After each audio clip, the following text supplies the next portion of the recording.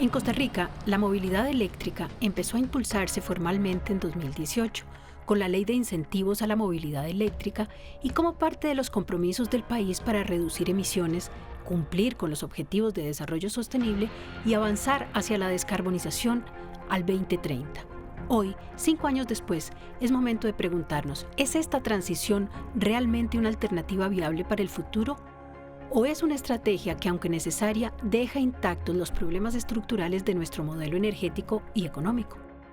En este episodio analizamos qué avances se han logrado, qué desafíos persisten y hacia dónde podría ir esta transición. Fuimos muy tempranos en Latinoamérica. Somos el país líder en este momento en movilidad eléctrica. Esto por esa ley. Entonces fuimos tempranos. Pero el planeta lo urgía, ¿verdad? El planeta lo ocupaba no hace 8 años, sino hace 18 años. Entonces, en ese sentido, hay que apurarle para hacer el cambio. Si vemos toda la matriz energética, un 40% es limpia, que viene del agua y la electricidad, pero hay un 60% especialmente afectada por el transporte que es sucia, es contaminante.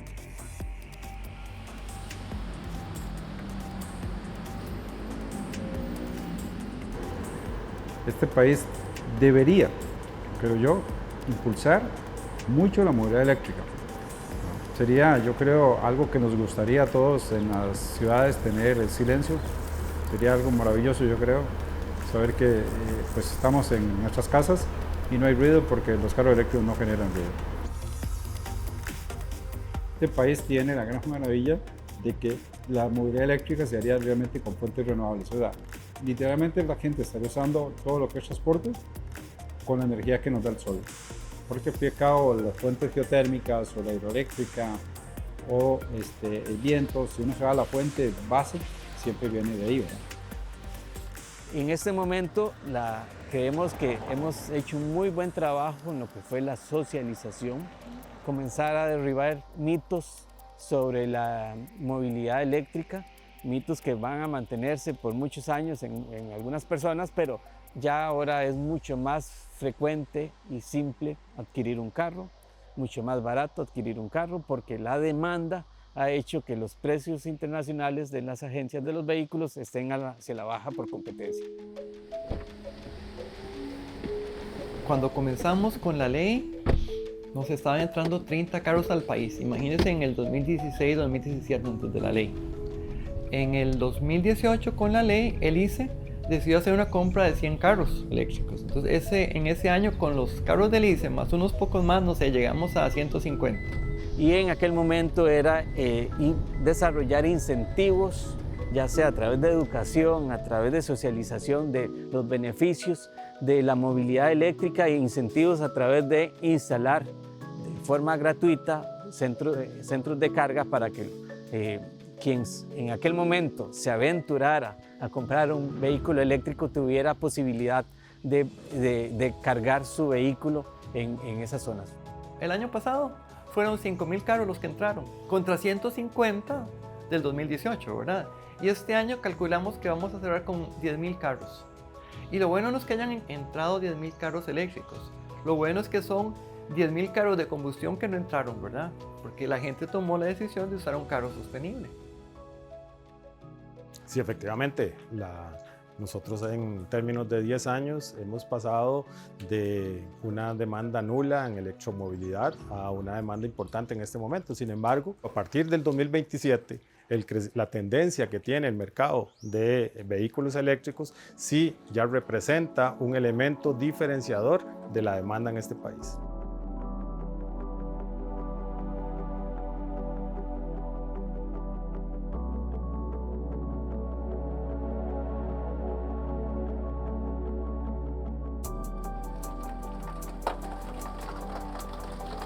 de cada 5 carros nuevos que se venden, uno es eléctrico. O sea, estamos en un 20%.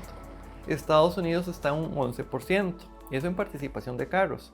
Y en cobertura, tenemos la mejor cobertura de toda América. Me refiero, somos los que más cargadores tenemos repartidos por todo el país. Hay países que tienen más cargadores, vuelvo a Estados Unidos, pero es tan grandote que hay lugares donde no se encuentra ninguno. En cambio nosotros, en cualquier lugar, a un máximo de 80 kilómetros, encontramos un cargador.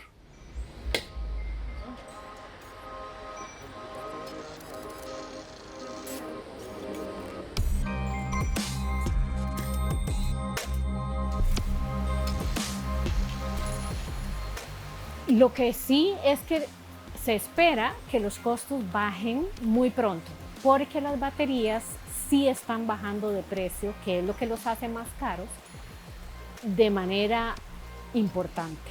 De manera muy, muy importante están bajando los precios de las baterías. Así que probablemente que eso es lo que los hace más caros. En un par de años o menos vamos a tener precios más accesibles de la tecnología de vehículos eléctricos. Y lo que se habla a nivel mundial es que la tendencia va a ser de que van a seguir aumentando los vehículos eléctricos para uso pequeño, ¿verdad? Y los camiones sí van a migrar probablemente a hidrógeno o celdas de combustible. En el sector marítimo vamos a tener combustibles sintéticos que son derivados de la industria del hidrógeno. Y en la parte de aviación también se vislumbra que se va a tener combustibles sintéticos que son mucho más amigables y sostenibles. En Noruega, hace unos 10 años, estábamos muy emocionados de ver ese país tan adelantado que estaba, donde el 10% de todos los carros nuevos eran eléctricos. Y en Costa Rica estábamos en menos del 1%. 10 años después están al 90% y nosotros estamos en el 20%.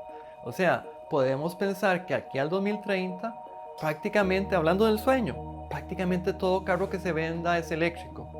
Sí hay que buscar la manera de que podamos extender los incentivos a la compra de vehículos eléctricos para que logremos hacer un recambio más de mayor impacto en la flota vehicular.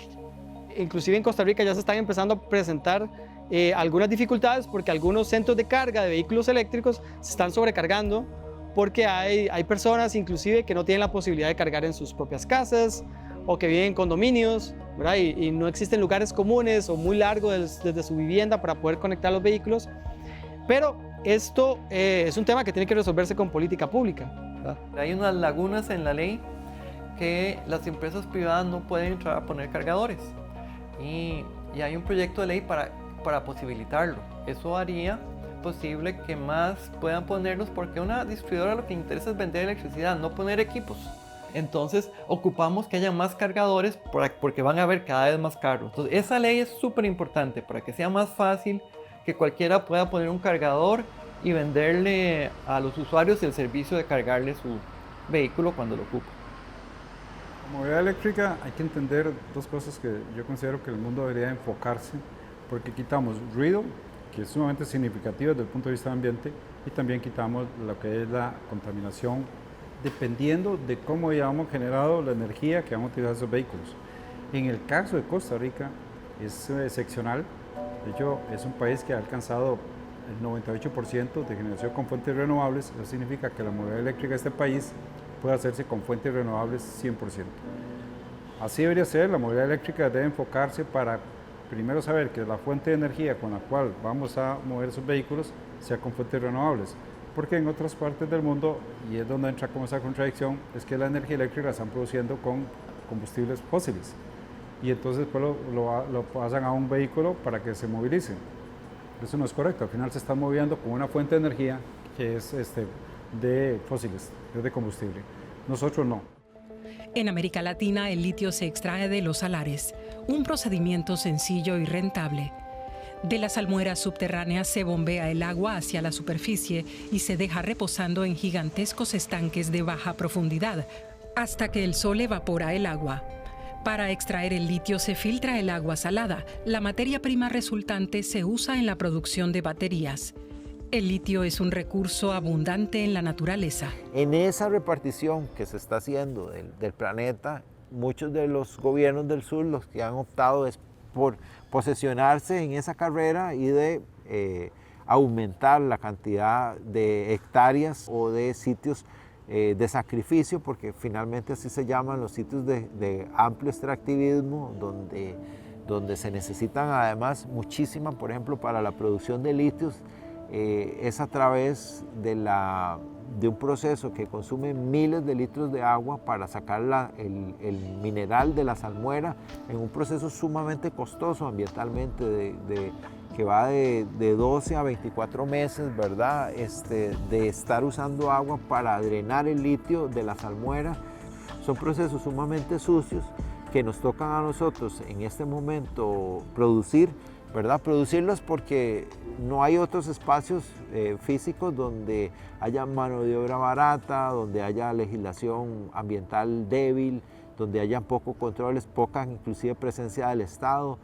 De hecho, en muchos de estos territorios de sacrificio, las industrias tienen más poder o las empresas tienen más poder y más presencia que el mismo Estado.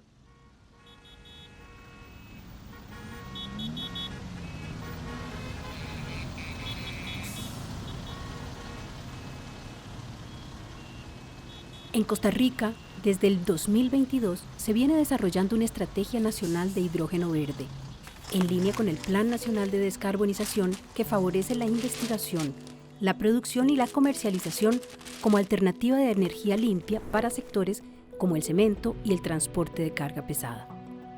Sin embargo, esta apuesta tecnológica también tiene sus desafíos, los costos, la infraestructura y la necesidad de generar un verdadero equilibrio entre sostenibilidad ambiental, desarrollo económico y bienestar social. En esta segunda parte, exploramos el papel del hidrógeno verde y sus posibles impactos.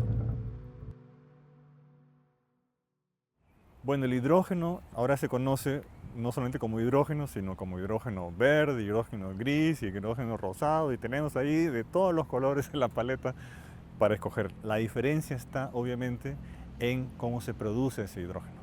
Para que sea un hidrógeno limpio, renovable, verde, la fuente de energía que usemos para producirlo también tiene que ser limpia, renovable, verde. Para efectos prácticos vamos a hablar de la electrólisis, que es donde se separa el agua, H2O, se separa y se genera hidrógeno, se genera oxígeno. Y eso se hace a través de un proceso que demanda mucha energía. Entonces es importante entender que el hidrógeno, también el hidrógeno verde, no es una fuente energética, es lo que se conoce como un vector energético. Es decir, el hidrógeno mueve energía, lleva energía, almacena energía, pero no es una fuente energética.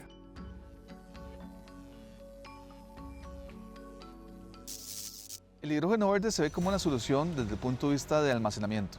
Vamos a ver, aquí para nosotros tal vez lo más complicado no sea tanto generar la electricidad, sino almacenarla, guardarla. ¿Qué pasa si ponemos a funcionar un eólico como los que tenemos en este país y el viento está de noche, a las 12, 1 de la mañana, 2 de la mañana? A esa hora no se ocupa. Entonces, nace el hidrógeno verde también como una solución para cambiar esa energía y almacenarla en forma de hidrógeno. Es algo que nos ha costado mucho entender, que el almacenamiento por baterías químicas, por ejemplo, cuando hablamos de baterías de litio o similares, es sumamente caro en este momento. Hacer una represa es también bastante caro, bastante oneroso, y hay un impacto ambiental que hay que analizar. Pero el hidrógeno, utilizarlo como un vector energético, que básicamente es que se mantenga en su estado hasta ser necesario utilizarlo para producir electricidad, es una de las formas más simples que podríamos utilizar en el país, aprovechando los recursos que tenemos, que son estos excedentes de energía. El hidrógeno tiene la particularidad de que le gusta huir. Él se fuga de todos los tanques donde lo ponemos. Y no solo se fuga, sino que también resquebraja las paredes de estos contenedores. Entonces los contenedores de hidrógeno son caros como tal, ¿verdad? Y hay que cambiarlos con una cierta frecuencia. Costa Rica tiene una gran ventaja y es la matriz que tenemos, ¿verdad? Que es una matriz muy renovable, pero no la tenemos con los costos de energía. Y hoy en día sigue siendo muy caro el proceso de hidrógeno verde, el proceso de electrólisis sigue siendo muy caro. En una ocasión hablé con un inversionista que estaba detrás de desarrollar hidrógeno verde en el país y me decía, bueno, yo necesito que usted me dé la energía a 2 centavos el kilowatt-hora. No tenemos en el país 2 centavos el kilowatt-hora. Incluso en el mundo no hay donde se tenga una energía a los 365 días del año a 2 centavos. Entonces, ¿eso qué quiere decir? Que todavía no hemos llegado a un punto en que sea rentable y que sea una solución económicamente rentable.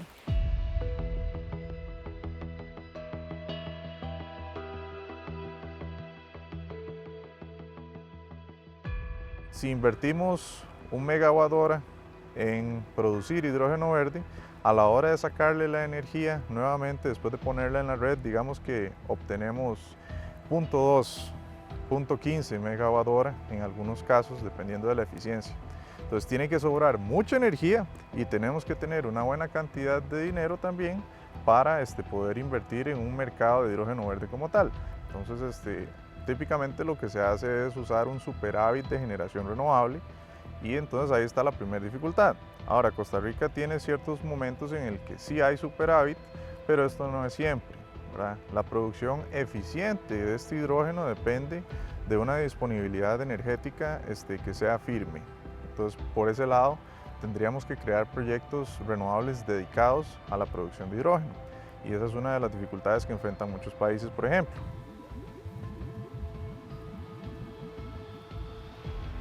Que puede ser una presión ambiental, sí, porque cuando hablamos de hidrógeno verde estamos hablando principalmente de electrólisis y eso requiere agua.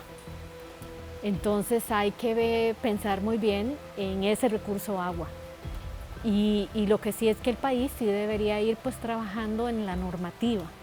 Así como tenemos una normativa para evaluar los impactos de una planta hidroeléctrica y tenemos la normativa para una planta solar, una planta eólica, una planta geotérmica, deberíamos ir trabajando ya en la normativa ambiental y de seguridad en materia de hidrógeno. En general, lo que se necesita es agua, ¿no? Ahora, si uno usa agua del tubo, pues perfecto. Inclusive esa agua hay que purificarla para poder producir hidrógeno. Podemos usar aguas residuales, hay que purificarla para producir hidrógeno. Podemos usar agua de mar, hay que desalinizarla, purificarla y producir hidrógeno. Es decir, lo que se necesita es agua. Y cualquier fuente de agua va a requerir un procedimiento para que se pueda producir hidrógeno de esa agua. A raíz de este proyecto descubrí que Costa Rica es el país que está en el top 10, de hecho es el número 6 en precipitación anual, es decir, cantidad de lluvia. No se trata de falta de agua, se trata de la gestión de esa agua. Entonces tenemos que aprender como nación, como Costa Rica, a gestionar mejor los recursos hídricos que tenemos. Por increíble que parezca, a veces no es alta la demanda de agua para suplir una cantidad alta de hidrógeno. No es alto, por increíble que parezca.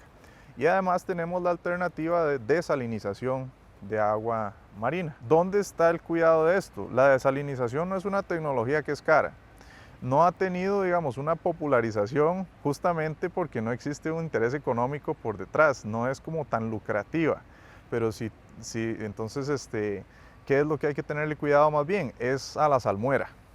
Porque, digamos, el descarte de este concentrado salino alto, al extraer el agua más pura, tenemos que ver dónde se pone, porque si se coloca directamente cerca de las costas y en un único punto, afecta fuertemente a los ecosistemas.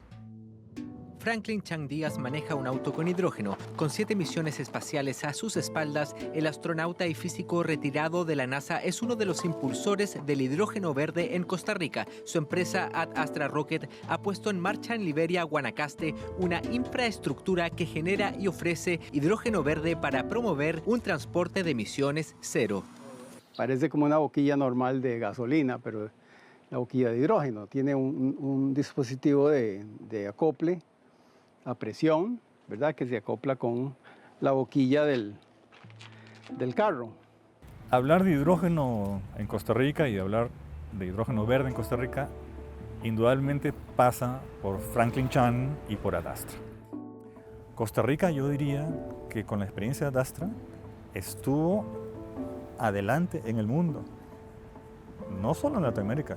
Si vemos el mundo, posiblemente uno de los países más avanzados, no solo con la producción, sino con la aplicación de ese hidrógeno. Eso ha quedado un poquito ahí, digamos.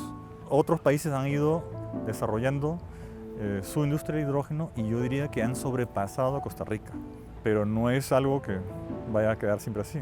Costa Rica tiene todas las posibilidades de retomar esa senda y desarrollar el hidrógeno.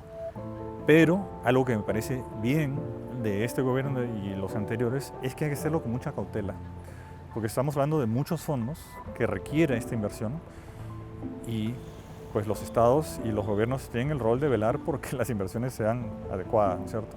Se conforma un comité por parte del gobierno con diferentes sectores para promover el tema del hidrógeno en Costa Rica, todavía muy tentativamente para ver realmente si es algo que conviene al país o no. En paralelo, el sector privado comienza a descubrir el tema de hidrógeno y las oportunidades de negocio que se dan en torno al hidrógeno. Y de hecho se generan en algunos años un gran interés por parte de muchas empresas, tanto costarricenses como extranjeras, para desarrollar proyectos de hidrógeno en Costa Rica. Ahora, proyectos de hidrógeno es muy general, ¿no? El hidrógeno tiene muchas formas de ser producido, muchas aplicaciones, en muchos sectores, se puede usar en transporte, en industria, en agricultura, en fin, tiene muchas aplicaciones. Ese es también otro mundo del que hay que hablar, pero se genera este interés. La estrategia del hidrógeno verde ya tenemos unos 3 años de llevar muchos de los estudios requeridos para esto.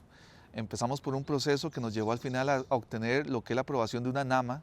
En el país existen ya experiencias como la NAMA de café, que fue muy exitosa, y el año pasado ya se aprobó la NAMA de hidrógeno. ¿Qué significa haber aprobado el proceso de la NAMA de hidrógeno?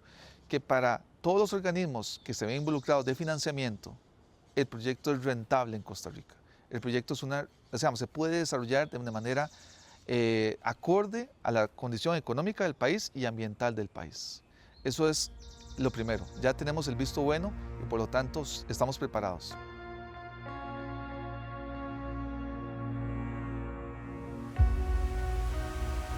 Entonces el gran desafío que tiene el hidrógeno verde, no solo en Costa Rica, en todo el mundo, es el costo. Es todavía muy costoso producir hidrógeno verde, aplicar el hidrógeno verde, porque es nuevo, porque es una tecnología nueva. Es decir, la infraestructura todavía no existe, los marcos regulatorios todavía no existen, el conocimiento todavía no existe, o sea, falta desarrollar todo ese ecosistema en torno al hidrógeno. En esta transición energética que no cuestiona en nada el sistema de consumo, el sistema político, el sistema realmente del fin, para qué queremos la energía, debería ser pensada desde las cosas más básicas que queremos, ¿verdad? De lo que es la felicidad y el bienestar, y no necesariamente como un fin en sí mismo para producir y producir sin importar los impactos, ¿verdad? La transición energética no es un camino lineal ni libre de tensiones.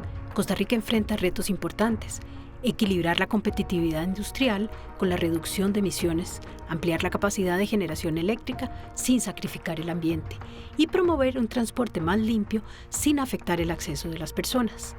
La movilidad eléctrica y el hidrógeno verde son parte de la conversación, pero no son soluciones mágicas. Lo que está en juego es cómo organizamos nuestro sistema energético para que funcione de manera justa, sostenible y accesible para todas las personas. La discusión está abierta y las decisiones de hoy definen el futuro de la energía en el país.